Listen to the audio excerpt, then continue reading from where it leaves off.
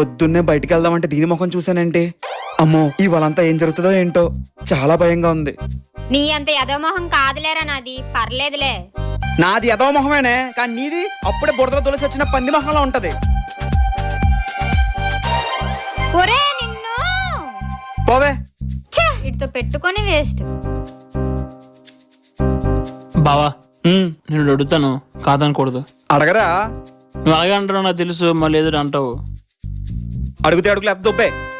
ఆకలేసి tiffin చేశాను రా, చూసుకుంటే డబ్బులు లేవు, అందుకే కొంచెం బిల్లు కట్టరా. అరే దానికోసం ఇంతలా అడగాల? నేను ఈ ఫ్రెండ్ రా. థ్యాంక్ యూ బావా. ఆ మాత్రం కట్టలేనా? బాబాయ్ బిల్ ఎంత అయింది? 300 అయింది. బాబాయ్ నేను అడిగింది మనోడి కోసం, అక్కడ తిన్న 5 గురించి కాదు.